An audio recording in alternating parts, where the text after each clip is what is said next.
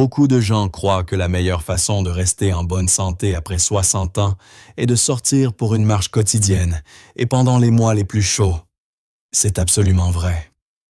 Mais en ce moment, une grande partie des États-Unis fait face à des températures glaciales, des trottoirs verglacés et des conditions d'enneigement records qui sont non seulement désagréables, mais véritablement dangereuses pour les personnes âgées. En fait, selon le CDC, plus de 36 000 Américains âgés sont hospitalisés chaque année en raison de chutes liées à l'hiver. La plupart d'entre elles dues aux conditions glaciales. Le temps froid augmente également le risque de raideur articulaire, de fatigue cardiaque et de problèmes respiratoires, en particulier pour les personnes de plus de 60 ans. Alors, que pouvez-vous faire à la place lorsque marcher à l'extérieur est risqué et que rester assis n'est tout simplement pas une option? Dans la vidéo d'aujourd'hui, je vais vous montrer 5 exercices puissants et à faible impact que vous pouvez faire en toute sécurité à la maison. Pas d'équipement, pas d'air froid et pas de stress sur vos articulations. Ce ne sont pas seulement des mouvements modifiés. Ce sont des exercices soigneusement sélectionnés, appuyés par la science, pour vous aider à renforcer votre force, améliorer votre équilibre et rester actif quel que soit le temps. Et le meilleur dans tout cela, vous travaillerez plus intelligemment, pas plus durement, dans un espace chaleureux et sûr où votre corps et votre esprit peuvent être véritablement en bénéficier. Avant de commencer, laissez votre nom et d'où vous nous regardez dans les commentaires. Nous serions ravis de vous lire. Commençons. Leçon 1. S'asseoir et se lever avec contrôle de la posture. Un mouvement fondamental pour reconstruire la force, l'équilibre et l'indépendance après 60 ans. Cela peut vous surprendre, mais le simple fait de se lever d'une chaise est considéré comme l'un des prédicteurs les plus forts de l'indépendance après 60 ans, plus encore que la distance que vous pouvez parcourir en marchant ou la vitesse à laquelle vous pouvez courir. Voici pourquoi. S'asseoir et se lever est un mouvement fonctionnel composé. Il active simultanément des groupes musculaires majeurs comme les quadriceps, les fessiers et la sangle abdominale, tout en stimulant également le système vestibulaire, votre centre de l'équilibre, et les voies du système nerveux qui contrôlent la coordination. Selon une étude publiée dans le Journal of Geriatric Physical Therapy, les adultes de plus de 60 ans qui pratiquent l'exercice de s'asseoir et se lever quotidiennement pendant seulement 8 semaines améliorent la force du bas du corps de 30 et 1% et réduisent leur risque de chute de près de 40%. Ce qui est encore plus inspirant est l'effet neurologique. Ce mouvement renforce la connexion esprit-muscle, ce qui aide votre corps à répondre plus rapidement, à mieux s'ajuster et à se sentir plus confiant à chaque pas que vous faites. Au-delà des muscles, ce mouvement soutient également la santé métabolique. Les exercices répétés de s'asseoir et se lever augmentent la circulation, boostent la sensibilité à l'insuline et soutiennent pas même la fonction cognitive en augmentant le flux sanguin vers le cerveau. En d'autres termes, chaque fois que vous vous levez de votre chaise avec contrôle, vous ne faites pas que bouger. Vous dites à votre corps « Je suis encore fort, je suis toujours là, je n'ai pas encore fini ». Comment le faire? Commencez par vous asseoir sur une chaise robuste et stable, les pieds à plat sur le sol et les genoux alignés avec vos chevilles. Placez vos mains légèrement sur votre poitrine ou tendez-les vers l'avant si vous avez besoin d'un équilibre supplémentaire. Prenez une inspiration douce. Appuyez uniformément sur les 2 talons et levez-vous en position debout aussi fluidement que possible. Imaginez votre colonne vertébrale s'élevant vers le haut, comme une fermeture éclair tirée de vos hanches vers vos épaules. Une fois que vous êtes complètement debout, faites une pause d'1 seconde et sentez votre sangle abdominale, vos cuisses et vos fessiers travailler.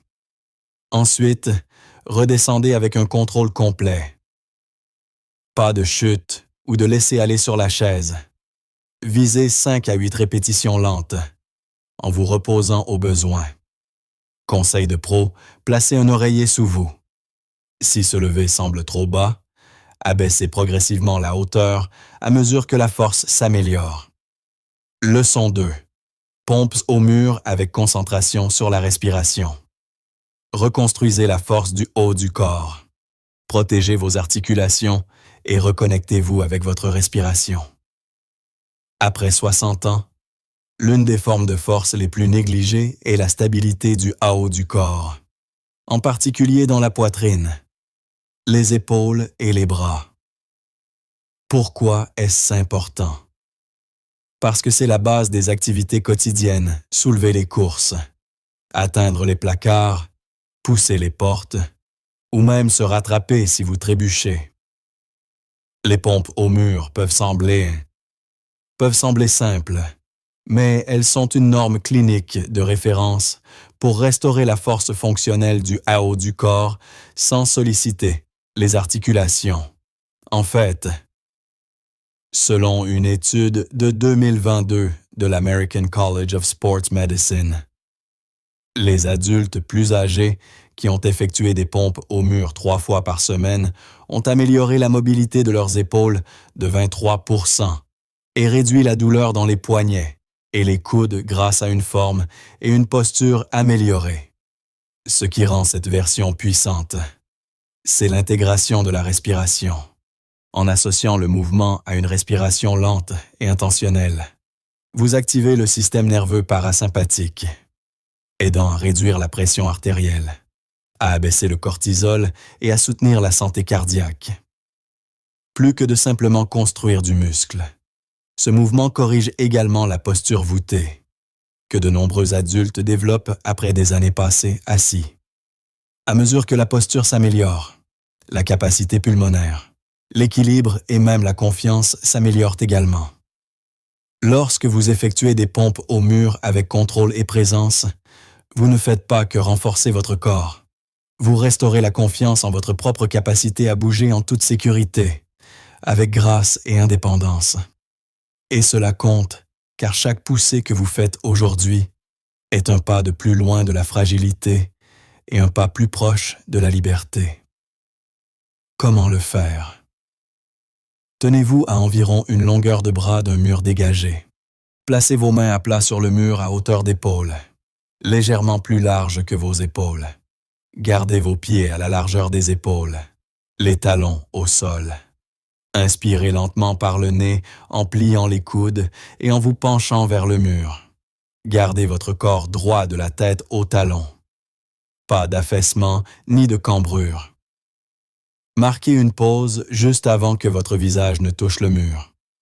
Ensuite, expirez lentement par la bouche en revenant à la position de départ. Répétez ce mouvement pour 8 à 10 répétitions contrôlées. Conseil de pro, comptez 1, 2, 3 à l'aller et 1, 2, 3 au retour pour synchroniser le mouvement et la respiration. Reposez-vous si nécessaire entre les séries.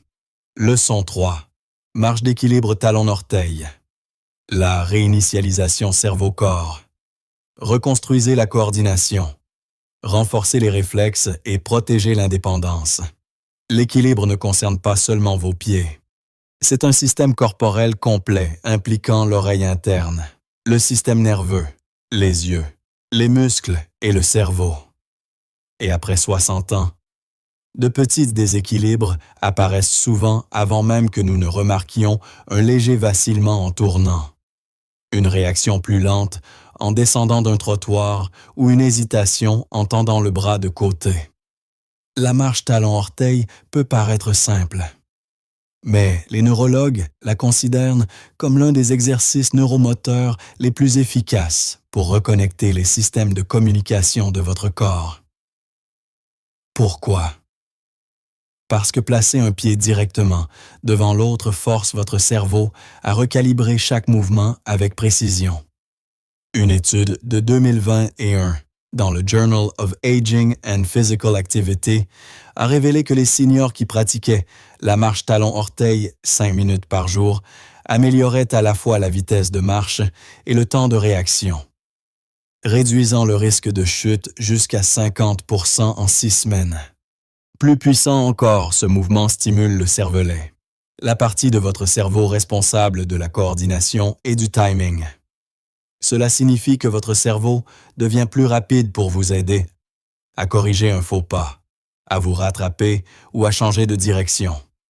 Chaque fois que vous effectuez cette marche, vous n'entraînez pas seulement l'équilibre, vous renforcez l'agilité cérébrale, vous stabilisez les articulations de vos chevilles et de vos genoux, et vous restaurez la confiance dans la capacité de votre corps à réagir rapidement.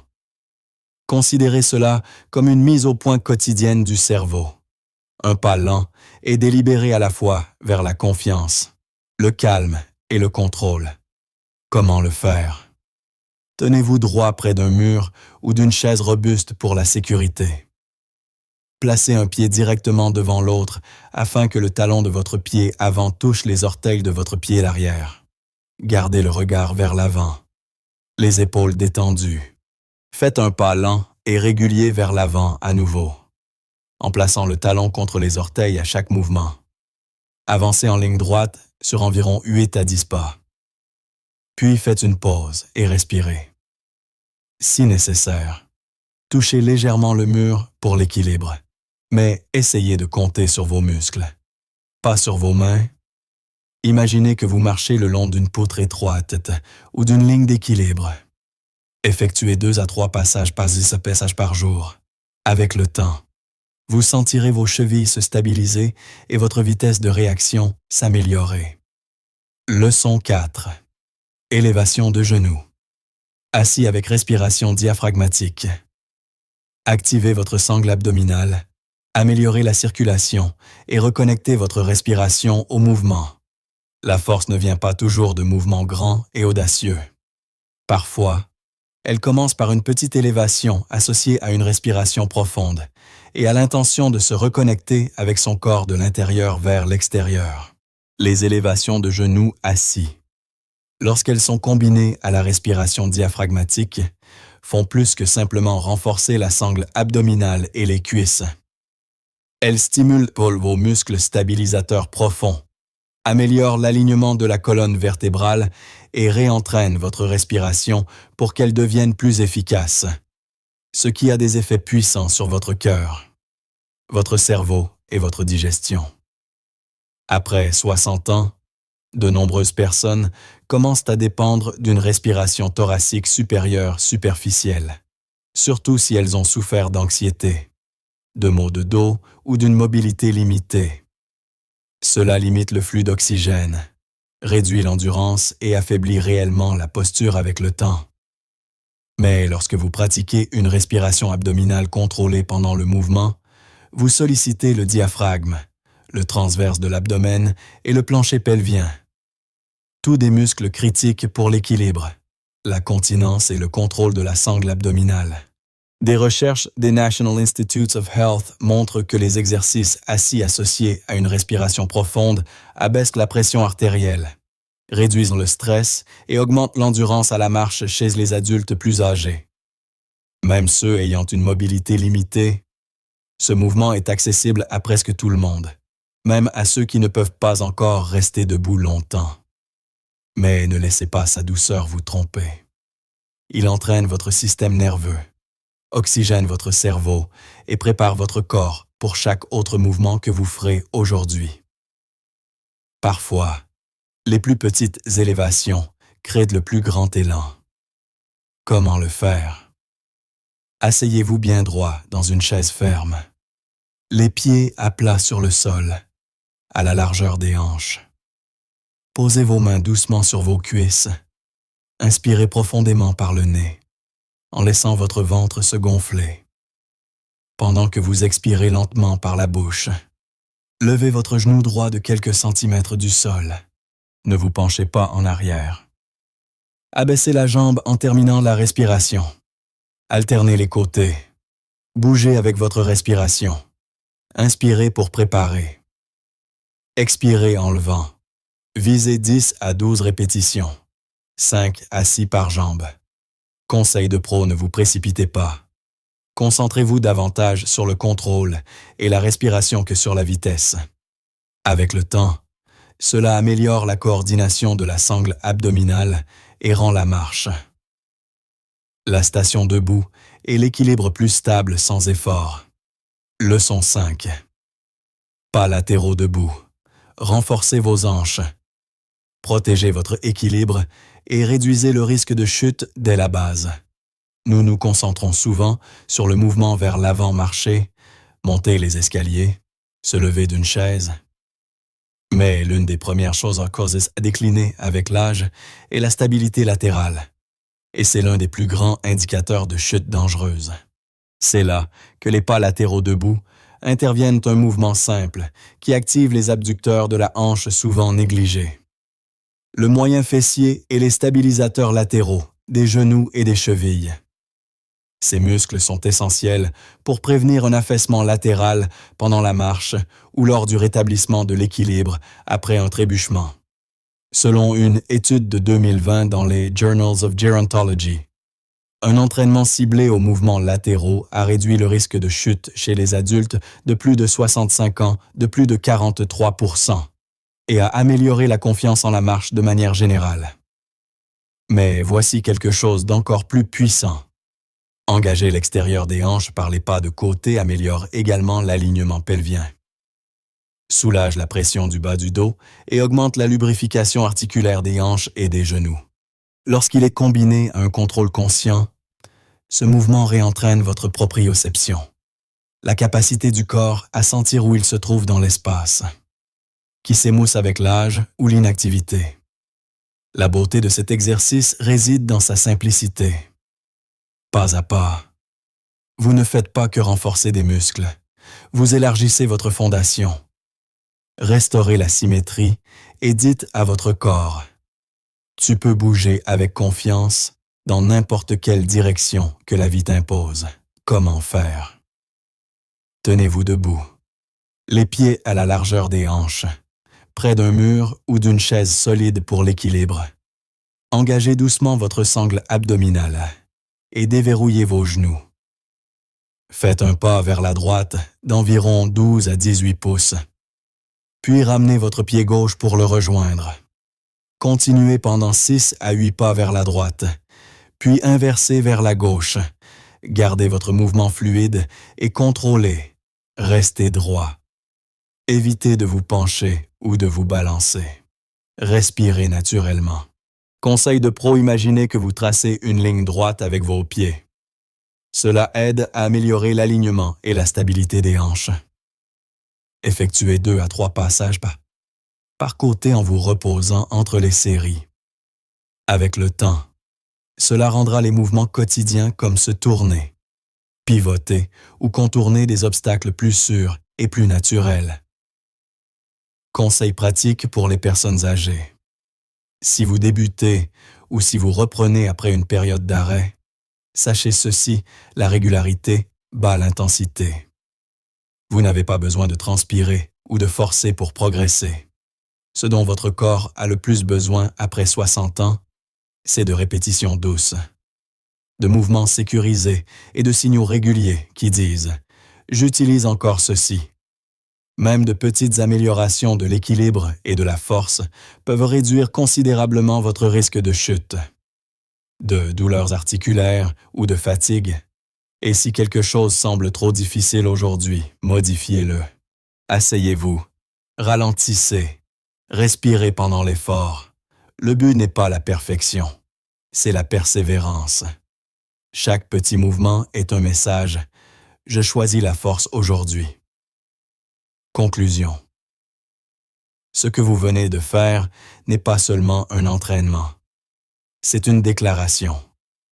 Chaque fois que vous vous levez d'une chaise avec contrôle, que vous vous repoussez d'un mur, que vous vous équilibrez en mouvement ou que vous respirez avec intention, vous envoyez un message clair à votre corps. Nous n'avons pas encore fini. Ces 5 mouvements peuvent paraître simples, Mais la simplicité est trompeuse et puissante. Derrière chacun d'eux se trouve une montagne de recherches en neurosciences, en biomécanique et en physiologie du vieillissement. Et plus important encore, derrière chacun d'eux se trouve votre intention de rester fort, indépendant et connecté à la vie que vous aimez. Après 60 ans, votre corps change. Mais le changement ne signifie pas le déclin, il signifie l'adaptation.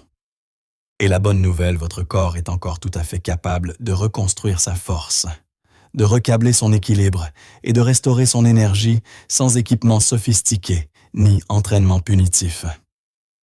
En seulement 10 minutes par jour. Vous avez commencé le processus de réactivation des chaînes musculaires profondes, de protection de vos articulations, d'apaisement de votre système nerveux et d'amélioration de la circulation vers le cerveau. Tout cela grâce à des mouvements qui vous rejoignent exactement là où vous en êtes. Et le meilleur dans tout cela, vous pouvez le faire demain, le jour suivant et celui d'après. Vous construisez une habitude de résilience, un pas conscient à la fois. Avant de partir, j'aimerais avoir de vos nouvelles dans les commentaires. Lequel de ces 5 mouvements vous a le plus surpris? Et lequel commencerez-vous à pratiquer quotidiennement? Votre histoire compte. Votre progrès compte. Et ensemble, nous construisons plus que de la force. Nous construisons une communauté plus forte pour un vieillissement en bonne santé. Une respiration, un pas, un jour à la fois. Je vous verrai dans la prochaine leçon. Restez forts, vous avez déjà commencé. Les informations contenues dans cette vidéo sont uniquement à des fins éducatives et informatives et ne sont pas destinées à remplacer un avis médical professionnel, un diagnostic ou un traitement. Consultez toujours votre médecin ou un professionnel de santé qualifié avant de commencer tout nouveau programme d'exercice. Surtout si vous avez un problème de santé ou des préoccupations en matière de mobilité. Les exercices présentés sont de nature générale et peuvent ne pas convenir à tout le monde. Faites preuve de discernement et écoutez votre corps. La sécurité et le bien-être viennent